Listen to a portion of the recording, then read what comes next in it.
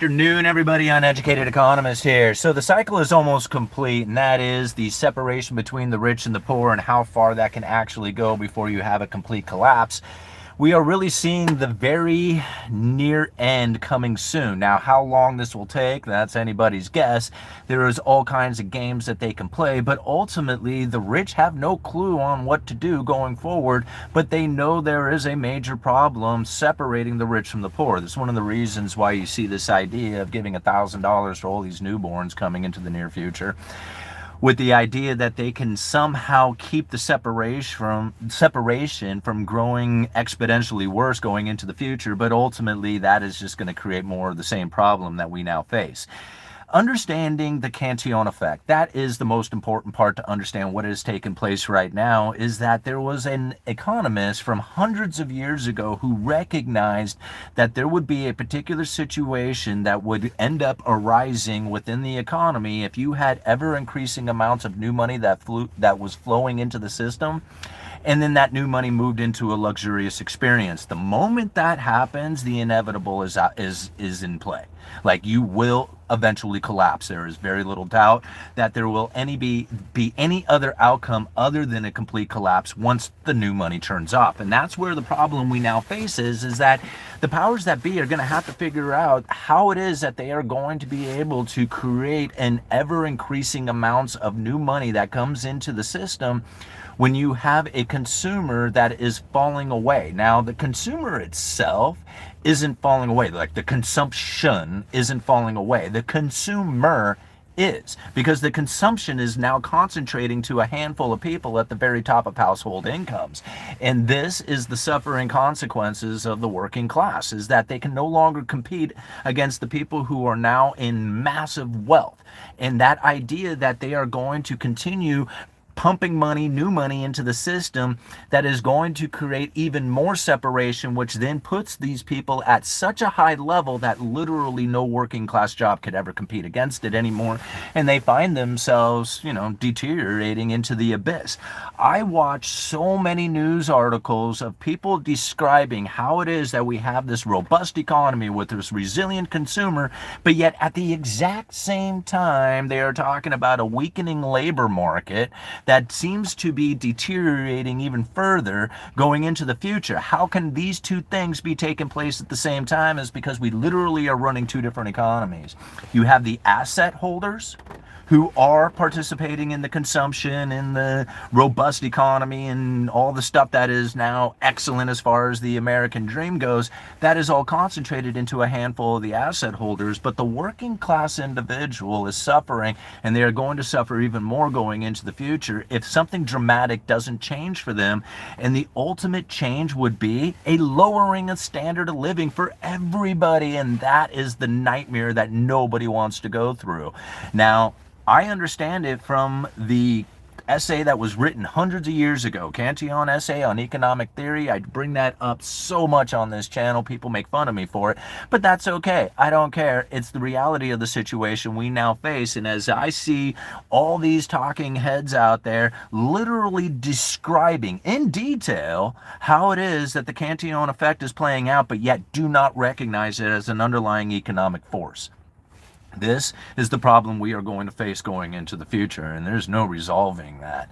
So now I think to myself, man, what is it that we are going to do for ourselves? Because if you think about it, if you have a group of people, a small section of the population that was given $1,000 at birth, and then that compounded interest over their lifetime, and then those people start moving into the economy. Think about that as the competition. You have people who are working a day job, struggling to try and make their bills, no extra income. In fact, they're probably falling away, and then all of a sudden they're going to be competing against people who have thousands of dollars when they graduate high school when they turn 18 anyway, with no real proof of having earned it in any way. See, this is the problem we will face going into the future, is if we have a flood of those people coming in, you're going to have a whole bunch of people who have to compete against that, and they just simply won't be able to. I only assume that will create a political environment unlike we have ever seen in our country. Like, it's going to be enormous. like difference of opinion of what is going to be happening there, because you have a whole bunch of people who are essentially going to be, they had produced an asset holder. Okay? At the same time, they're going to have to be producing a consumer. If they produce an asset holder like that, with these kids and the $1,000 and all that other stuff, they're going to have to figure out a way to produce a consumer as well, meaning like UBI injections or something else. Because otherwise those people are going to have to compete against all that, and they are literally going to lose it. They are going to lose their mind.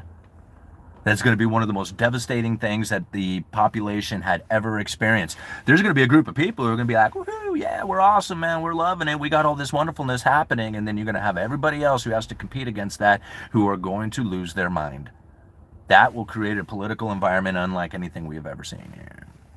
I sure think about it, man. I mean, if you were one of these kids who didn't get it, and now you're watching your buddy who was a year behind you all of a sudden graduate with thousands of dollars, or turn 18 with thousands of dollars that you don't have access to, you are going to lose your mind. Right? You will be incredibly frustrated. Very angry about that. These guys are coming up with all kinds of imaginative ways in order to create the environment in which that they think is going to be some sort of benefit to the people going into the future, not realizing every single time they attempt to do something with new money coming into the system, it separates and causes more people to suffer in lower standard of livings, or in the position in which that trying to work and acquire the things in your life just get harder and harder. Those who understand the system, who from a very early age were able to take their extra money, money beyond the money you're already making, hold back on their expenses, and then deploy that money into some sort of secure rate of interest that is beyond that of their occupation, those people are doing really well right now. Right? And as we want to find evidence of why it is that they are the problem, what we are going to see, if we look at it in its true nature, is that there was a natural underlying economic force that took place as new money poured into the system. People who postponed their expenses, didn't increase their expenditures, they held back on increasing their standard of living, they drove crappy cars, they didn't buy new clothes, they didn't take fancy vacations, they didn't go out and eat out every night. They held back on all that stuff, held that money, deployed that money to some sort of return, and now they're sitting in a position in which that they have a secure rate beyond that of their occupation. And then you find that there is people out there who will say that is boomer luxury communism. And I think to myself, man, what a horrible belief system that created that belief, right? That is not what's happening here. What you have is an ever-increasing amounts of new money that has poured into the system through the fiat currency, central banking, financing, creativity, imagination of man that has now separated the rich from the poor in such a dramatic fashion that the benefits, the compensation, the pay does not buy the real goods and services, because we don't produce real goods and services here in the United States in order to compensate for all the people who are working here. It doesn't work like that anymore. Instead, we borrow money and buy the production of the world. They send us their time, their effort, their energy, their resources. They send all that to the United States, and the United States buys that with an empty paper promise to pay for it in the future with another empty paper promise. How long do you think that could last? How much creative financing do you think could exist by injecting money into the lower classes of people who don't have the money? How long of injection into money can you do for the future and expect that that money is going to be buying real goods and services if you're buying the production of the world? How long can that last? Like, what is it you're trading of value for their value? Protection, like, the United States protection? Is that what they're doing it for? Or they don't have any other choice because there's really no other system that they can use? That will eventually come to an end. Is it anywhere in sight? I don't see it. I don't even come close to seeing it. Like, where is it that could ever possibly be that there is another nation out there who's going to step up and provide the world with a safe and liquid asset like the U.S. Treasury? There is none. Nobody else is even coming close to doing something like that. So as far as I can tell, there's going to be ever increasing amounts of new money coming into the system, and the creativity and the imagination of these rich individuals who say, well, maybe if we give $1,000 to these babies, maybe there won't be so much massive inequality in the future, only to find out that that exact move will absolutely send this country into the most separated of social classes you have ever seen. Like, if you think it's bad now, just wait. It's only a matter of time. Alrighty guys, 10 minutes into this video, I just wanted to share the idea of what it is that's happening within the mainstream media narrative when you find rich people who are discussing what it is that's so awesome about this economy. We got the robust consumer, robust growth, robust, individual numbers out there that say how awesome it is, but yet the labor market seems to be weak. Well, that sucks for you guys, but the rest of us are killing it, huh? Right? Isn't that how? I mean, just go and look at every single rich discussion, every rich person's discussion out there about what it is that's happening with the economy, and they have no clue about what it is that's really taking place.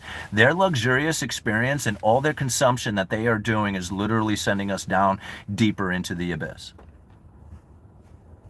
I don't know how many people can see it that way, but this is something that was described hundreds of years ago that nobody really discusses. Cantillon effect is very real. It is very much alive, and it is taking place right here, right now. And you can see the evidence of it as they are desperate to try and figure out a way that, one, they can produce a consumer out of the working class individual who can no longer use their job to be a consumer. They're going to have to figure out a way to solve that problem, which is going to be direct money injections. Right? And if they continue to do something like that, we are going to find ever increasing amounts of separation between the rich and the poor. If those people do not move directly into assets with that extra money or pay off their debts, do not increase their lifestyle, we might have a chance. But that's not what's going to happen, because human nature says, man, I'm going to party with this money, and that debt can wait. That debt payoff. All right, continue on. As long as the rich keep the trickle going, we are going to be okay. That's not true. I believe that this is the premises of the theory, but it's not. If they keep trickling money, if they keep spending the money, and what they are going to do is they're going to keep elevating themselves up in a lifestyle that will not be something that will be matched by the working class individual. This move into the luxurious experience, as they are continuously spending money and being the consumer, which essentially is trickling down to us as we try to sell these goods and services to each other. But ultimately, what we are going to find is that the new money that has poured into the system, these people are borrowing the money and buying cash flowing assets that elevates them further away. Where the working class individual is borrowing that money to go buy a new car, and then they have to spend ever increasing amounts of hours and time and energy to pay that car off, plus the interest that comes with it. So they go further down the line while the asset holders go further up the line. Again, the problem that we are going to see from this isn't so much necessarily, say, in the working class individual who can trade their time for the dollars to, pay for their maintenance. The problem really starts to come from the fixed income, Social Security type population. They cannot increase their money. They are stuck at that fixed income. And so as that fixed income payments are coming in, those payments, those benefits that they get, those benefits are not able to buy the real goods and services going into the future. It's depleting and getting worse and worse and worse. And that's because we have ever increasing amounts of new money that comes into the system that, again, two different groups of people deal with, right? When they get that money, there's two different directions that they can go. They can borrow that money and go into debt with a luxurious experience, or they can borrow that money and go into debt with a cash flowing asset that pays it back and then eventually gives them the return on it. This is the split. This is the divide. This is how it's taken place. There was a time when we could go to work, get a job working at a factory that would be enough to buy all the things that we had needed in our life. The house, the car, the vacation, the family, all the things would have been awesome back in the day when we were producing things that we would sell to other nations out there, and then those nations would send us their money. We increased our standard of living. That doesn't happen like that anymore. All right? And you can see the desperation like from these rich people who are like, man, maybe if we just give them a bunch of money, that will work. It won't, right? Because if those people who receive that money, if they are not very disciplined with it, what they will do is spend it and it will go right back to the rich. Right? Every time. Like if the poor people don't have it, who does? I mean, again, here's a bunch of stimulus, here's some money, here's, whatever. What are you going to do with it? They held on to it for a little bit. Some of them paid off some debt. Some of them actually went and bought some cash flowing assets with it, but the majority of them just blew it. They just blew the money. They just went and spent it. And now in their head, they didn't just blow the money. In their head, they were like, oh man, well, I had all these things I needed to do with life, right? Because most people really don't know how to deal with extra money beyond that of their maintenance, right? Once they get extra money, they're like, woohoo, let's go to the bar. Let's go and have fun, right? But they don't know what to do with that extra money. That's seriously, like 90% of the people have no idea what to do with extra money. And so the handful of people who do know what to do with extra money, they separate themselves from everybody else, and then they want to be like, accused of being capitalist or greedy or somehow like, the evilness of this world because they actually held back on their expenses so that they could acquire those assets, put themselves into cash flow, and now want to enjoy that cash flow in a way that has them living this luxurious life. And people look at it and say, dude, you're the problem. And I'm thinking, man, that's exactly what I want to do and what I would imagine every single person in the entire globe would want to do. And the people who figured it out get blamed for doing it. Like they know how to do it, they figured it out, and then they get blamed for that. It's just amazing to me. This isn't going to be easy. There's no fixing the system. Understanding how it took place through the purchasing of luxurious experiences, whether it was a physical item or a fancy vacation or something of that nature, that move into that luxurious experience is what's now separating the rich from the poor in such a dramatic fashion. And there is no reversal of this. There is literally nothing that they can do to figure this out. You're going to find in the future that UBI payments are going to come to the people. They're going to be bragging it up and saying, hey man, this is a real wonderful thing for everybody. Here you go. Here's these UBIs. Go out there and get all the food and everything else. And they're going to be like, yes, thank you so much. Look at us. We're out there. We're spending this money. We're having fun. We're enjoying it. We got our bills paid. We got the food. I don't know where the problem is. And as time goes on, they're going to find those UBI payments won't do it anymore.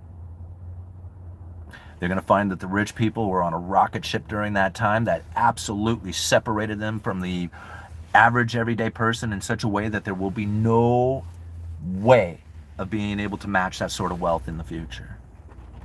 That's what will end up happening from that UBI payment. Now, there will be a handful of individuals who will recognize that, and they will say, well, the last thing I guess I should do is increase my standard of living. I should probably pay off my debts, and I should probably get into cash flowing assets as much as I can with this money, because if I don't do that, I can expect to be left behind. I don't know how many people will think of it that way, but that's what will happen, because that's what's happening right now. All right? There's no reversal to this. All right, let's check out some of these comments. It is unfortunate that many choose luxurious consumer goodies over real experiences. Better to have money to buy time, things to do, to learn crafts, read, play music, etc. Not everyone can live like Trump. BTC or gold back banks, you put your money into automatically converted, then issue debt cards that pay in dollars. Everything already linked to credit score. Mine went down 837. Oh, I got to check out my credit score, see where I'm at. Happy Friday, everyone. Happy Friday to you. All right. Cruise up here. They give credit that they know most people will not be able to control and end up screwing themselves over liquidity, overestimate. They can pay so on. Does trickle down slow down or speed up the Cantillon effect? New money coming into the system. That's it. Right? Anytime you ever have new money coming into the system, you're going to find the Cantillon effect as a result of it. The moment that the new money stops, everybody falls into poverty and misery. So it's not like anything that can be like there's no good answer or awesome way to think about what it is that's going to happen in the future if you are planning on just having your day job and hoping that day job is going to be enough. If that's the case, it's going to be a very, very rough future.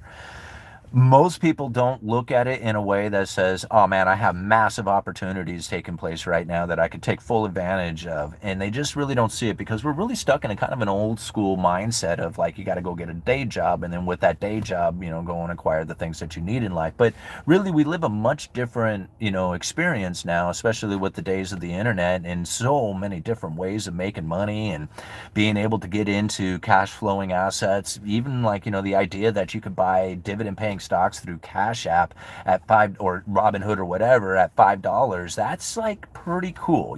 That's not something that you really get to experience very often when you are in a time of life where the internet doesn't exist and the communication styles are very limited. Like that didn't happen when I was a kid. Like you didn't have internet access to be able to go out there and make extra money. You had to get very creative with your extra money, which usually meant you had to trade a lot of time.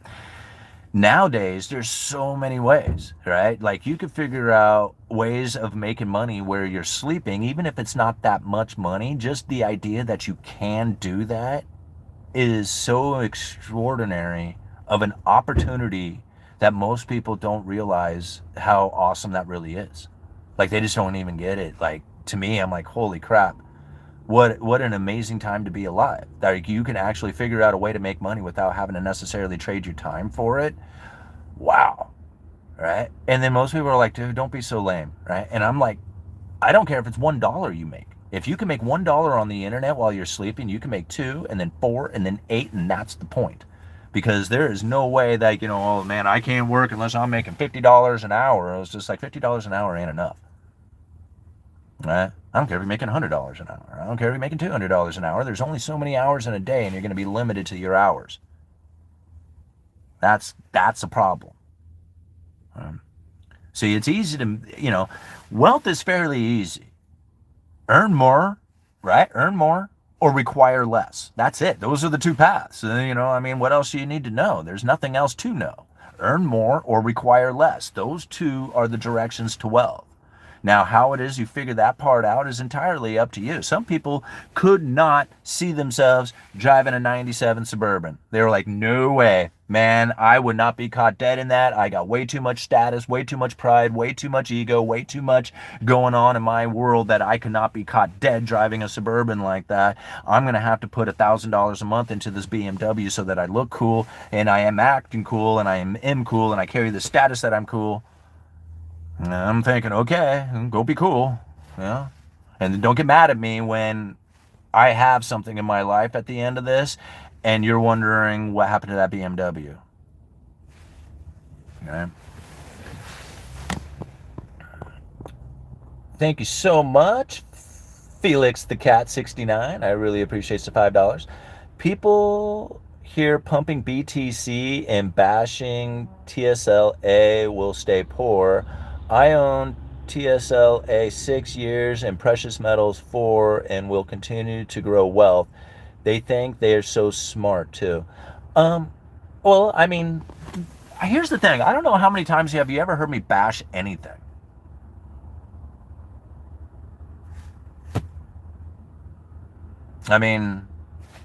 Anything at all. People are like, you want to get into bonds, you want to get into stocks, you want to get into real estate, you want to get into precious metals, you want to get into a business, you want to get education, you want to cut back on your expenses. All those things are good. Every bit of it. I personally own BTC. I own precious metals. I try to run this business. I have a day job. I do side hustles. There's nothing outside of the realms of possibilities that I am not trying to, look at or try and do something with. There's a link down in the description to an Amazon affiliate link where you can buy the Cantillon essay and I'll get a little commission off of that. You do not have to buy that essay off of Amazon. You can get it for free at the Mises Institute. But if you click on that Amazon affiliate link and anything you put in that Amazon cart for the next 24 hours, I will also get a little commission on, so long as you make the purchase in the next 30 days. That trickles in a little bit of money when I say that. Right? Is it going to make me rich? Not by any means, but it's a couple of bucks, right? Sometimes it can be, during this time of season, it can actually do quite well if everybody was to go and hit that affiliate link and then put everything they can possibly imagine they want to purchase from Amazon in that cart after hitting that affiliate link. I actually make a little bit of money off of that. It's not fantastic, but it's cool to see the check come in. All right? I go and call bingo. I do side hustles. I try to figure out as much as I can in order to acquire the flow, because you got to be in flow. That's it. It doesn't have, like, people are like, man, it's got to be $100,000 a year. And I'm like, wow, that's a huge undertaking. That's amazing, but you can just go and step into flow and just have the money coming towards you. All right? Put out a little bit of effort and hopefully have that effort compound over time. This is the way that you have to do it, because if you're going to expect that these politicians up here are going to figure out a way that you're going to have a decent life, you're wrong. Just look back in history. Has it gotten anywhere even remotely close to a shrinking in the inequality, or is it growing worse over time? Do you really think that it's going to shrink over time, or do you think it's going to get worse? I mean, just going over history. We don't have to, you can throw out all the blame, excuses, reasons, and then expectations of what could happen into the future, but what is the reality of it? Ever increasing amounts of separation, more war, more debt, more separation. Every time. And so we have to deal with it in our own fashion. We can't get them to change. They're not going to change. Think about it. I mean, would you really, if you were rich as hell, would you do anything to prevent you from being rich as hell? Of course not. You would do things that would make you more rich. I've seen people who have $700,000, not even $700 million, right? I mean, I don't know this personally, but there's people out there with $700 million who don't find that to be enough. Right? I think about it. 20% of this population, 20% of top household incomes are doing the majority of the consumption. What in the world could they be possibly buying, considering that the rest of us out here are struggling day to day, trying to figure out what it is that we need to do and actually have that decent life? This is how bad it's gotten, and there's no way to reverse it. There literally is no way. The only thing that can happen is the completion of the cycle, which is a total, utter collapse. A lot of people think that's happening right around the corner. I don't. I think the idea of stable coins and cashless society and negative interest rates can carry this into the future for a very long ways. But I find that there is probably going to be a very major political event that takes place when all these kids who got $1,000 at birth all of a sudden come into adulthood with all this money that they can compete against all the working class individuals with all the money they could ever want for college, for apartments, for cars, for food, whatever it is. And all these working class individuals who are struggling day to day to try and make it have to compete against that. Ooh, there's going to be hell to pay. Ooh, that's going to be bad. All right. Have you personally meet a one percenter? Yeah. I personally met one percenters.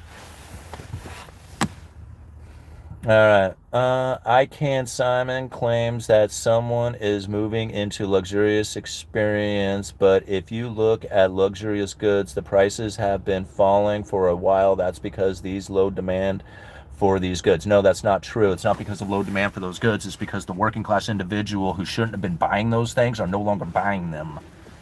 That's what's happening. All right, don't think that just because it was a luxurious good that only rich people were buying them. That is absolutely incorrect. What you are witnessing now with that is the absolute devastation of the working class individual who is not even attempting to buy those things anymore. That's what's going on. All right.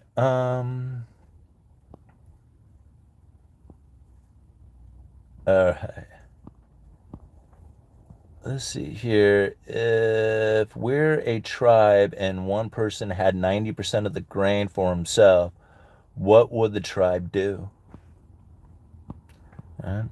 I could have been a one percenter with crypto, but I don't know if I'd even want to be that. Seems like those people are so disconnected from everything. They are, absolutely. They don't, well, first of all, they don't want their way of life to end, which is an absolute wonderful experience of pure luxury, right? Why would you want that to end?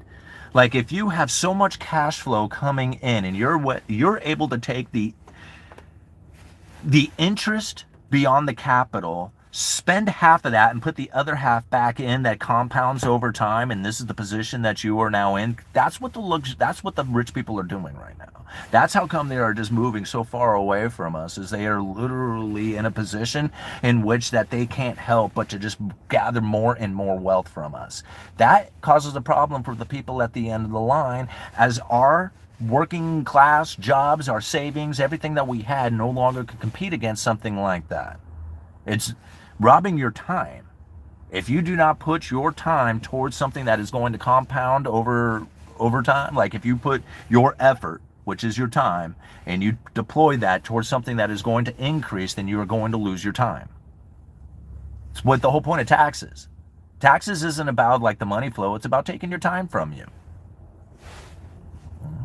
Because it's the only thing you really have. It's the only thing you can't get back. And if you think about it, you got a whole bunch of money that you've earned, and now they're going to tax that. They're taxing your time. They're taking your time from you. They could tax 100% of the people's income and 100% of corporate profits, and it would not cover the unfunded liabilities of Social Security and Medicare. There really is no point to taxing the people unless you look at it from that fashion, and that they're taking their time, taking your time from you. That's exactly. It's a form of slavery that is very hidden. All right, bro said it's not a low demand causing luxury good prices to fall. It's because working class people aren't buying those goods. You can't make this stuff up. No, he said it was from low demand from the luxurious people out there, from the people who have all the wealth. That's not true. Their demand is just as high as it ever been. Those particular goods don't have the demand in them, but it's not because of the luxurious people or the people who are looking for the luxurious experience or who can afford it are not buying it. They're buying, right? That's the problem. And it's the reason why, like, house prices have a hard time falling, even though you have the working class individual not able to afford them anymore, is because when those prices come down, the rich people buy them. Right? Doesn't matter if the working class can't afford it or not. There was a time that mattered. There was a time when that very much did matter. It doesn't matter anymore. All right. They have taken more than you know, birth certificate. Yeah. I believe universal health care would work. It won't. I mean, it'll work for a while, but, eventually, I mean, how is it that you can force somebody out there to, like,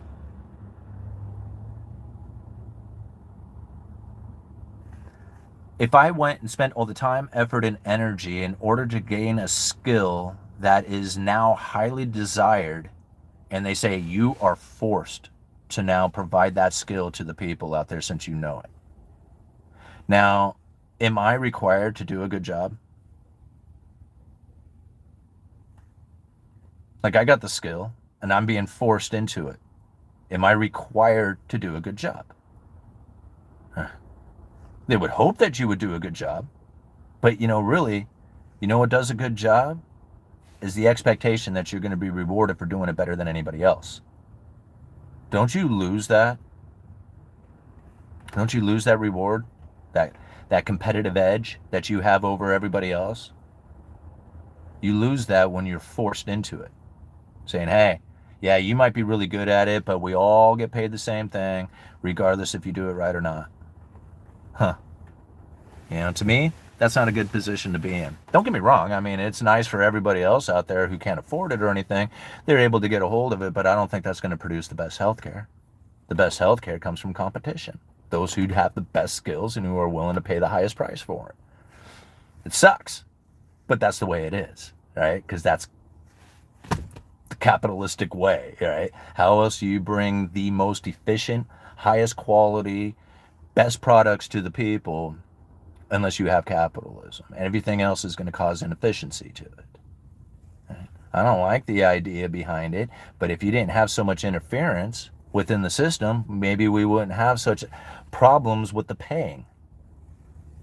You know, the idea that you can take somebody who provides a service and then somebody else who wants to buy that service and then make it cheaper by adding a bunch of middlemen into it. If you add a bunch of people in between these two and expect that price to come down, I think that's a delusional thought. Like, there's no way. Like, how can you inject people in between these two and expect the price to go down? You can't. Right? It doesn't work like that. The only thing you can do is take from people who are not sick and give it to people who are sick. That's the only system that exists out there when it comes to any kind of healthcare. Right? Is you tax the hell out of people who are not sick and then you give it to the people who are.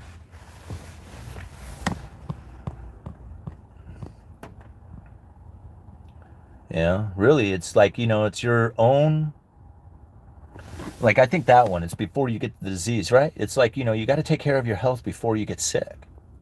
And I mean, if you get sick, that sucks, because especially for, for unfortunate circumstances for people, I mean, accidents or whatever, but for an individual who doesn't eat right, doesn't exercise, who, you know, consumes a lot of, you know, toxic things that then deteriorates their existence, and then expect somebody else to pay for that, while somebody like the person who's paying for it is working hard trying to keep themselves in a better position, a healthy position, in order to have the best outcome of their life, has to have their wealth taken from them to benefit somebody who didn't do that. That seems that like, how do I vote for that? You know, I don't know. I don't know if I can vote for something like that. I love the idea that everybody would be able to get taken care of. Like, I like the idea, like saying it outright, like, I want everybody to have good health care. I do. But I don't see how that can happen in a realistic fashion without forcing somebody to provide a service that is not necessarily compensated for the excellent skills that they have. Right? That comes from competition and being in a capitalistic free market. You get to be, like, if you want the best, you can elevate the price that you pay to get the best. And if you can't do it, that sucks. I get it. What do you want? Right? I mean, this world isn't fair. And I don't expect it to be fair. And I don't like the fact that it isn't fair. But then again, it doesn't matter what I like. It doesn't matter what I want, what I don't want. None of that makes any difference on how the world operates. The world isn't fair. Rich people get to take an advantage. They get better health because of it. You better really eat healthy food, drink clean water, don't smoke, don't drink, exercise regularly, because you can't afford what those people are doing to pay for that health care. I mean, if you could pay for the health care like they could, then go and waste it. Go get wasted. I mean, who cares, right? Because you can pay for it. But if you can't pay for it, well, then you better pay for it in another way, and that means taking care of yourself. In socialism for people who already want a capitalism. That's why I don't drink or smoke and am a vegetarian. That's your greatest wealth. I mean, if you can get away with being a vegetarian, I went vegan. I went vegetarian for a while, right, where I wouldn't eat any kind of meats or anything, just to have the experience and see what it was like. To be honest with you, I was very much looking forward to going back to eating meat again, and I don't think I would ever live that life. I don't knock anybody who does. Like, anybody who wants to go and pursue that sort of experience when they're, you know, with their consumption of their food and stuff, I love ribeyes, and I am not giving them up. All right, I love them. Top ramen tuna was a staple for the longest time. I totally agree. Yeah, I hear you there. What time is it? Okay, guys, I got a few more minutes. I gained a meat allergy this year due to a tick bite. Oh, that sucks. Health is your wealth, but there's no reason to be overly concerned about it. No, you have to be hyper concerned about it. In my opinion, you have to be overly concerned, vigilant on everything that is happening within your health. If you are letting it deteriorate, then it's going to be very costly. You know, it's very costly. All right, grass-fed beef and eggs, everything else is just empty calories. Carnivore here. Yeah. All right, what are your thoughts on euthanasia for those who are suffering? Could be chronic pain, mental health for those under the boot of the American late stage capitalism.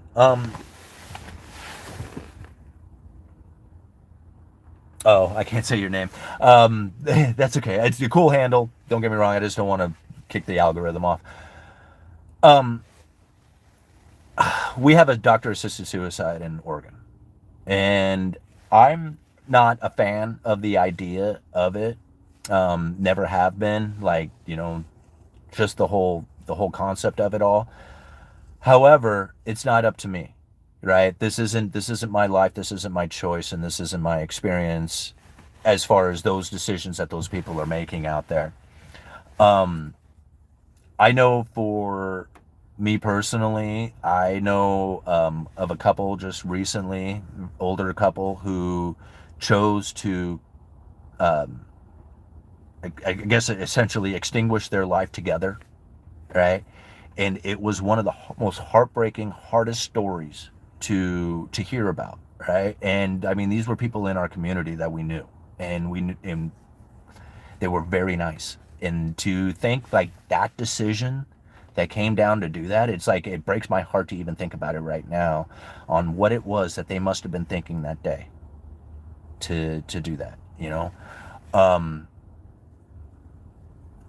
I am not one to deny somebody any experience that they choose, right? And if that happens to be one of them, to extinguish it all, so be it, right?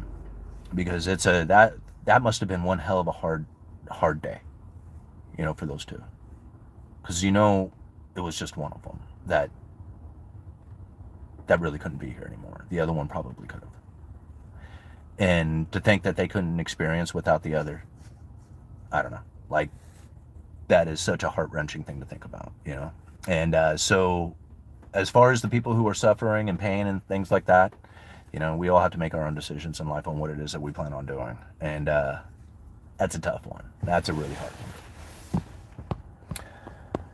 Guys, I don't want to leave this on such a bad note. And I don't think that's necessarily a bad note, but I don't want it to be negative. I want people to recognize what it is that's happening out here, to know that they can do something about the situation, to know that we are facing essentially a crisis in inequality that is going to get worse going into the future. There is no reversal to that. I mean, once you study the history, the economics of it, and know that the new money pouring in is going to cause this, we are going to find a lot of pain and suffering amongst the people. And discussions like we just had over the last 30 seconds here, a minute, are going to be very frequent, and it's going to start taking place, and people are going to contemplate that even though they don't have anything wrong with them.